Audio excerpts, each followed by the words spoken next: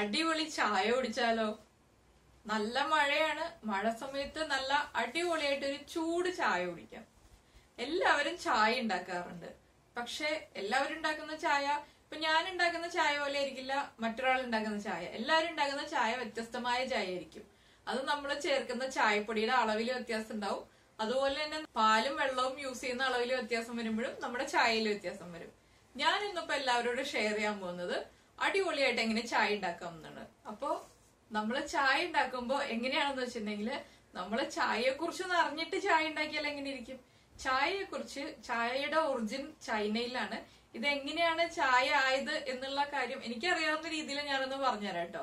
ഒരു പ്രാവശ്യം മൂന്നാറിലെ ടീ മ്യൂസിയത്തിൽ പോയപ്പോ ചായയിൽ ഇടുന്ന തേയിലയുടെ ഒറിജിൻ എങ്ങനെയാണെന്നുള്ള ഒരു ഡോക്യുമെന്ററി, തേയില എങ്ങനെയാണ് പ്രോസസ് ചെയ്യുന്നത്, അതുപോലെ തന്നെ തേയില നുള്ളുന്നത്, ഓരോരോ പ്രോസസ്സിനെ കുറിച്ചും ഡീറ്റെയിൽ ആയിട്ട് ഒരു ഡോക്യുമെന്ററി അവിടെ ഉണ്ടായിരുന്നു. അപ്പൊ ഞാനത് കണ്ടിരുന്നു. അതുപോലെ തന്നെ പല ബുക്സിലും വായിച്ചിട്ടുണ്ട്. ചൈനയിലാണ് തേയിലയുടെ ഒറിജിൻ എന്ന് പറഞ്ഞിട്ടുണ്ടെങ്കിൽ ഹിസ്റ്ററി ചാനലിൽ കണ്ടിട്ടുണ്ട്, അതുപോലെ ബുക്സിലൊക്കെ വായിച്ചിട്ടുണ്ട്. അതൊരു ഇൻട്രസ്റ്റിംഗ് ആയിട്ടുള്ള ഒരു സ്റ്റോറിയാണ്. അതെങ്ങനെയാന്ന് വെച്ചിട്ടുണ്ടെങ്കിൽ പണ്ട് ഏതോ കാലത്ത്, ഇയറൊന്നും ഓർക്കുന്നില്ല കേട്ടോ, ഇയറൊക്കെ പണ്ട് വായിച്ചപ്പോഴൊക്കെ ഓർക്കുന്നുണ്ടായിരുന്നു, ഇപ്പൊ ഇയറൊന്നും ഓർക്കുന്നില്ല. അപ്പൊ പണ്ടെന്നോ ഒരിക്കല് നമ്മുടെ ചൈനയിലെ ഒരു രാജാവ് കുളിക്കാൻ വേണ്ടിയിട്ട് വെള്ളം ചൂടാക്കി, അദ്ദേഹത്തിന് കുളിക്കാനുള്ള വെള്ളം ചൂടാക്കിക്കൊണ്ടിരുന്നപ്പോ എന്തൊക്കെയോ സ്പൈസസ് ഒക്കെ ഇട്ടിട്ടുള്ള വെള്ളം ആണ് അദ്ദേഹത്തിന് കുളിക്കാൻ വേണ്ടിയിട്ട് ചൂടാക്കിക്കൊണ്ടിരുന്നത്. ആ വെള്ളത്തിലേക്ക് തേയില വന്ന് വീണു, തേയില പറന്ന് വീണു എന്നാണ് പറഞ്ഞു കേട്ടിട്ടുള്ളതും ഹിസ്റ്ററിയിൽ കണ്ടിട്ടുള്ളതും. തേയില വന്ന് വീണപ്പോ ആ വെള്ളത്തിന്റെ കളർ മാറി. അങ്ങനെ ആ വെള്ളം എടുത്തൊന്ന് ടേസ്റ്റ് ചെയ്ത് നോക്കിയപ്പോ അദ്ദേഹത്തിന് അത് വളരെ ഇഷ്ടമായി. അങ്ങനെയാണ് നമ്മളെ തേയില ഇങ്ങനെ ചായ ഉണ്ടാക്കാം. അന്ന് ചായ എന്നൊന്നും പറഞ്ഞിട്ടില്ല. അങ്ങനെ ആ വെള്ളത്തിന്റെ ഫ്ലേവർ ഇഷ്ടപ്പെട്ടപ്പോ അത് അവിടെ ഒരു കോമൺ ഡ്രിങ്ക് ആയിട്ട് യൂസ് ചെയ്യാൻ തുടങ്ങി എന്നാണ് അറിഞ്ഞിട്ടുള്ളത്. ചായ എന്ന് പറഞ്ഞ സംഭവം, നമ്മളിപ്പോ ചായ എന്ന് പറയുന്നത് അവരെന്താണ് പറഞ്ഞിരുന്നതെന്ന് അറിയില്ല ചൈനക്കാര്. അപ്പോ അവരാണ് കൂടുതലായിട്ട് യൂസ് ചെയ്തിരുന്നത് ചായ. പക്ഷെ ഇപ്പോ ഏറ്റവും കൂടുതൽ ചായ യൂസ് ചെയ്യുന്നത് ബ്രിട്ടീഷുകാരാണ്. അതെന്താന്ന് വെച്ചിട്ടുണ്ടെങ്കിൽ നമ്മുടെ ഇവിടെ കേരളത്തില് ഇടുക്കി ജില്ലയില് തേയില കൃഷിയുള്ളത് എല്ലാവർക്കും അറിയാലോ. ഇവിടെ നമ്മുടെ കേരളത്തില് നമ്മുടെ ഇടുക്കി ജില്ലയിൽ തേയില കൃഷി ആരംഭിച്ചത് ബ്രിട്ടീഷുകാരാണ്. 100 വർഷങ്ങളോളമായ തേയില തൈകളൊക്കെ ഇപ്പോഴും നമ്മുടെ നാട്ടിലുണ്ട് കേട്ടോ. നമ്മൾ ഇടുക്കിയിൽ പോകുമ്പോൾ നമുക്ക് കാണാൻ പറ്റും. ഒരു തേയില ചെടി നമ്മൾ നട്ടു വളർത്തിയിട്ടുണ്ടെങ്കിൽ 100 വർഷത്തിൽ കൂടുതൽ നിലനിൽക്കും എന്നാണ് ടീ മ്യൂസിയത്തിലെ ആ ഡോക്യുമെന്ററിയിൽ നിന്ന് ഞാൻ മനസ്സിലാക്കിയത്. അപ്പോ ഞാനിപ്പോ കഴിഞ്ഞ ദിവസം മൂന്നാർ പോയപ്പോ അവിടെ ടാറ്റയുടെ ഒരു ടീ എസ്റ്റേറ്റ് ഉണ്ട്, പള്ളിവാസലിൽ ഒരു ടീ എസ്റ്റേറ്റ് ഉണ്ട്. അവിടെ നിന്നാണ് ഞാൻ എല്ലാ വർഷവും മൂന്നാർ പോകുമ്പോൾ ഒരു 2-3 കിലോ ചായപ്പൊടി വാങ്ങിച്ചിട്ട് കേട്ടോ. അതുവഴി പാസ് ചെയ്യുന്ന ആളുകൾ പള്ളിവാസൽ എത്തുമ്പോൾ കയറിയിട്ട് ഒന്ന് ചായപ്പൊടി വാങ്ങിച്ചു നോക്കും. നല്ല ക്വാളിറ്റിയുള്ള ചായപ്പൊടിയാണ്. ഞാനിപ്പോ അവിടുന്ന് വാങ്ങിച്ച ചായപ്പൊടി ഉപയോഗിച്ചിട്ട് നല്ലൊരു ചായ തിളപ്പിച്ച് കാണിച്ചു തരാം. നമ്മള് ഏതെങ്കിലും വീട്ടിലിപ്പോ നമ്മുടെ ഫ്രണ്ട്സിന്റെ വീട്ടിലോ അതുപോലെ തന്നെ നമ്മുടെ റിലേറ്റീവ്സിന്റെ വീട്ടിലൊക്കെ പോകുമ്പോൾ എല്ലാവരും ചായ തിളപ്പിക്കുന്നത് കണ്ടിരിക്കുന്നത് ചായയും പാലും ചേർത്തിട്ട് തിളപ്പിക്കും. അല്ലെങ്കിൽ കുറച്ച് വെള്ളം വെച്ചിട്ട് നന്നായിട്ട് തിളപ്പിച്ചിട്ട് ആ വെള്ളത്തിലേക്ക് നമ്മൾ തേയില ഇടും, അല്ലെങ്കിൽ ചായപ്പൊടി ഇടും. ഞങ്ങൾ ഇവിടെ ചായപ്പൊടി എന്നാണ് കേട്ടോ പറയുന്നത്. അപ്പോൾ ചായപ്പൊടി ഇടും. ചായപ്പൊടി ഇട്ടതിന് ശേഷം നന്നായിട്ട് വീണ്ടും തിളപ്പിക്കും.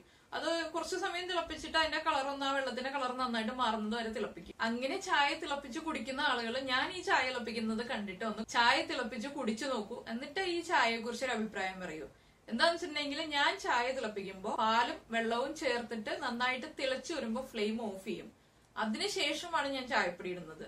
പക്ഷെ അങ്ങനെ ചായ തിളപ്പിച്ചു കഴിഞ്ഞപ്പോ ആ ചായ കുടിച്ച ആളുകൾക്ക് എല്ലാവർക്കും നന്നായിട്ട് ഇഷ്ടപ്പെട്ടിട്ടുണ്ട്. അപ്പൊ അതുകൊണ്ടാണ് ഞാൻ പറഞ്ഞത് അടിപൊളിയായിട്ടൊരു ചായ കുടിക്കാമെന്ന്. അപ്പോ എല്ലാവരും നമ്മള് ഇത്രയും വർഷങ്ങളായിട്ട് ഒരേ രീതിയിലാണ് ചായ തിളപ്പിച്ച് കുടിച്ചിരുന്നതെങ്കിൽ ഈ രീതിയിലൊന്ന് ചായ തിളപ്പിച്ച് കുടിച്ചതിന് ശേഷം ഇതിന്റെ ഫീഡ്ബാക്ക് ഒന്ന് എന്നെ അറിയിക്കാം. ചായ ഇഷ്ടമായാലും ഇഷ്ടമായില്ലെങ്കിലും അറിയിക്കാം. എന്താന്ന് വെച്ചിട്ടുണ്ടെങ്കിൽ ഞാൻ ഈ ചായ ഉണ്ടാക്കി കൊടുത്തിട്ട് പലർക്കും ഇഷ്ടമായിട്ടുണ്ട്. ഇവിടെ വീട്ടിലെല്ലാവർക്കും ഇഷ്ടമാണ്. നമുക്ക് എങ്ങനെയാണ് നമ്മുടെ ചായ റെഡിയാക്കുന്നതെന്ന് നോക്കാം.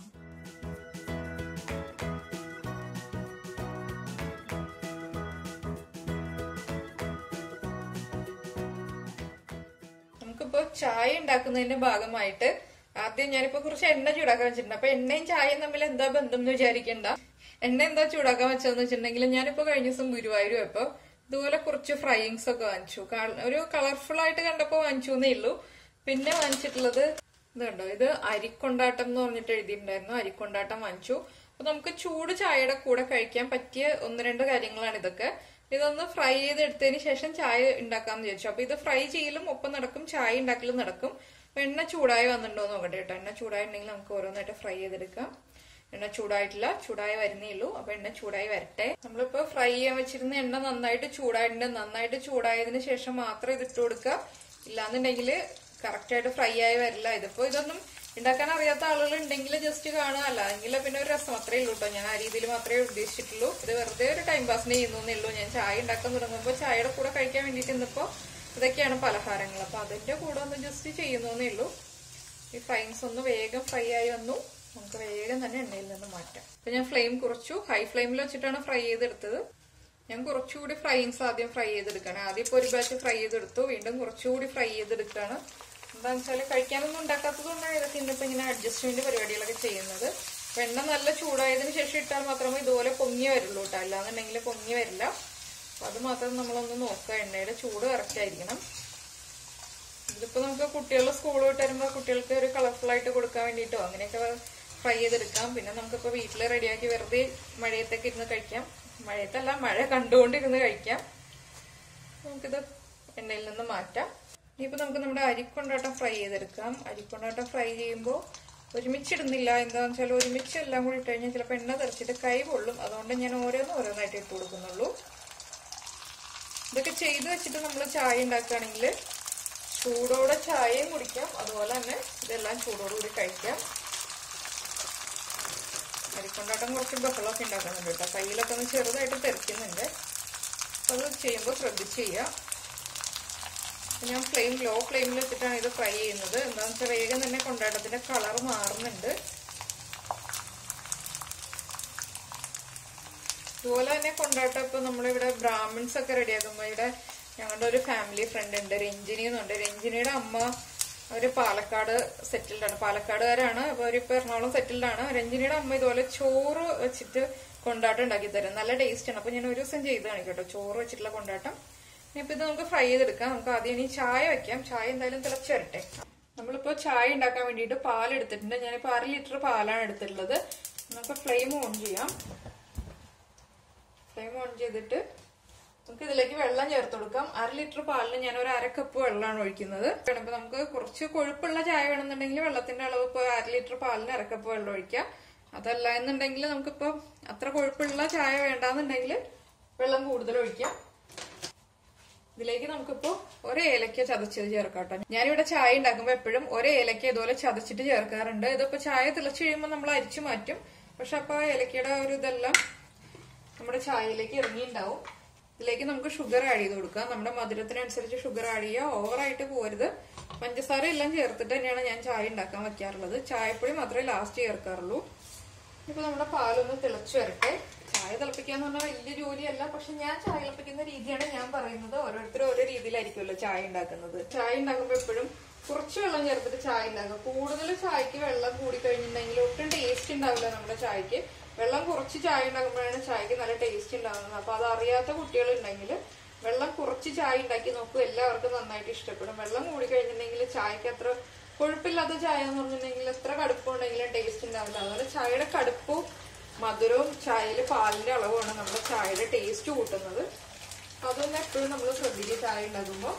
ഷുഗർ ഉള്ള ആൾക്കാർക്കാവുമ്പോൾ നമുക്കിപ്പോ മധുരം ഒഴിവാക്കിയിട്ട് ചായ ഉണ്ടാക്കലേ രക്ഷയുള്ളൂ, അല്ലാതെ വേറെ ഓപ്ഷൻ ഒന്നുമില്ല.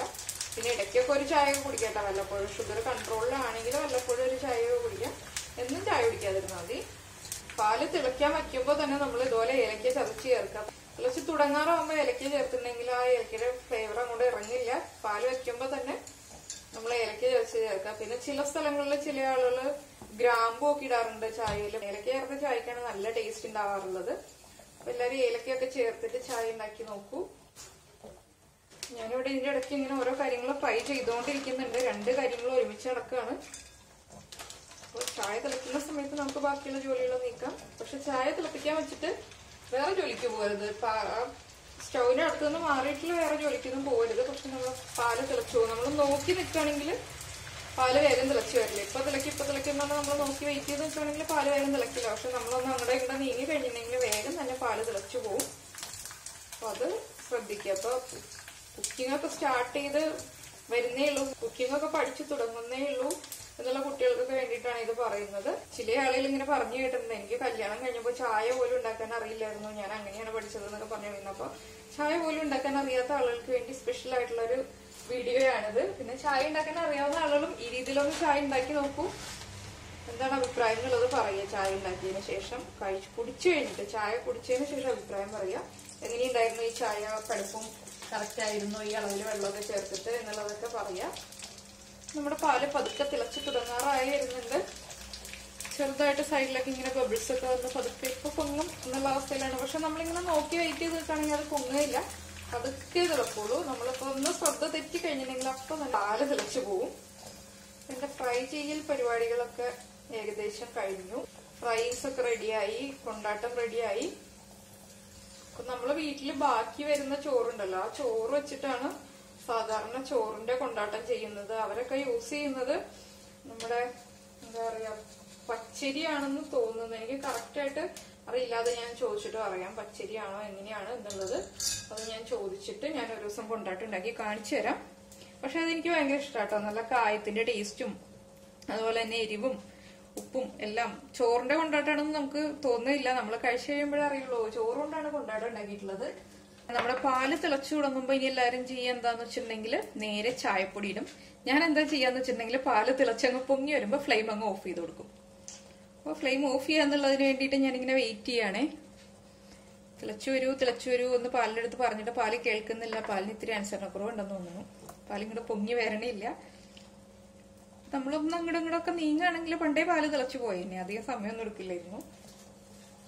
പാല് തിളച്ച് പൊങ്ങി വരുന്നുണ്ട്, പതുക്കെ പൊങ്ങി വരുന്നുണ്ട്. മഴക്കാലമൊക്കെ ആയതുകൊണ്ടാന്ന് തോന്നുന്നു പാലിന് തിളച്ചങ്ങ് പൊങ്ങി വരാനൊരു മടി. പാലും മഴയൊക്കെ കൊണ്ട് പനി പിടിച്ച പോലെ തണുത്ത് വിറച്ചിരിക്കാൻ തോന്നുന്നുണ്ട്. പൊങ്ങി നന്നായിട്ട് പൊങ്ങി വരണം കേട്ടോ. അതെന്താന്ന് വെച്ചാല് നന്നായിട്ട് പൊങ്ങി വന്നതിന് ശേഷം നമ്മൾ ഫ്ലെയിം ഓഫ് ചെയ്യുക. പാലിങ്ങനെ വരുമ്പോ ഫ്ലെയിം ഓഫ് ചെയ്യരുത്, ഒന്നുകൂടി ഒന്ന് പൊങ്ങി വരുമ്പോ ഫ്ലെയിം ഓഫ് ചെയ്യുക. നമ്മളിപ്പോ വീടിന്റെ പാല് കാച്ചലിനൊക്കെ പാല് തിളപ്പിക്കില്ല, അതുപോലെ നന്നായിട്ട് പൊങ്ങി വരുമ്പോ കണ്ടോ നന്നായിട്ട് പൊങ്ങി തുടങ്ങി. ഇനി നമുക്ക് ഫ്ലെയിം ഓഫ് ചെയ്യാം. ഫ്ലെയിം ഓഫ് ചെയ്തതിന് ശേഷം നമുക്ക് എത്ര കടുപ്പം വേണോ അതനുസരിച്ചിട്ട് ചായപ്പൊടി ഇട്ട് കൊടുക്കുക. ചായപ്പൊടി നമ്മൾ യൂസ് ചെയ്യുമ്പോൾ നല്ല ചായപ്പൊടി യൂസ് ചെയ്യുക, എന്നാലും നമ്മുടെ ചായ നല്ല ടേസ്റ്റുള്ള ചായ ഉണ്ടാവുള്ളൂ. ഇതിപ്പോ ഞാൻ മൂന്നാറോ ഇപ്പൊ വാങ്ങിച്ച ചായപ്പൊടിയാണ്. അവിടുന്ന് എപ്പോഴും ചായപ്പൊടി വാങ്ങിച്ചിട്ട് വരാറുണ്ട്. അത് നല്ല ചായപ്പൊടിയാണ് ഞാൻ വാങ്ങിച്ചിട്ട് ഇതുവരെ കിട്ടിയിട്ടുള്ളത്. ഇനിയിപ്പോ നമുക്കിതൊന്ന് അടച്ചു വെക്കാം. ഇളക്കരുത്. ചായപ്പൊടി ഇട്ടതിന് ശേഷം ഇളക്കാൻ പാടില്ല, ഒന്നും പാടില്ല. പാല് തിളച്ചു, ഫ്ലെയിം ഓഫ് ചെയ്തു, ചായപ്പൊടി ഇട്ടു. ഇനി നമ്മൾ അടച്ചു വെക്കുക. ഒരു 2 മിനിറ്റ് ഇങ്ങനെ തന്നെ വെക്കുക. 2 മിനിറ്റിന് ശേഷം നമുക്ക് ഇളക്കിയതിന് ശേഷം മധുരം ചെക്ക് ചെയ്യുക. മധുരം കുറവാണെങ്കിൽ മധുരം ഇട്ട് കൊടുക്കുക. കഴിഞ്ഞു നമ്മുടെ ചായ പരിപാടി. ഇപ്പൊ നമ്മള് ചായപ്പൊടി ഇട്ടതിന് ശേഷം അടച്ചു വെച്ചു. ഇനിയിപ്പോ 2 മിനിറ്റ് കഴിഞ്ഞു. നമുക്കൊന്ന് തുറന്നു നോക്കാം. നമ്മുടെ ചായപ്പൊടിയൊക്കെ നന്നായിട്ട് കുക്കായിട്ടുണ്ട്. ഇപ്പൊ നമുക്ക് ഇളക്കി നോക്കാം നമ്മുടെ പാകത്തിന് കടുപ്പമായിട്ടുണ്ടോ എങ്ങനെയാണെന്നുള്ളത്. നമുക്ക് എത്ര കടുപ്പം വേണോ അതനുസരിച്ച് നമ്മൾ ചായപ്പൊടി ഇട്ട് കൊടുക്കുക. ഇതൊരു 2 മിനിറ്റും കൂടി ഇരുന്ന് കഴിയുമ്പോൾ വീണ്ടും കടുപ്പം കൂടും.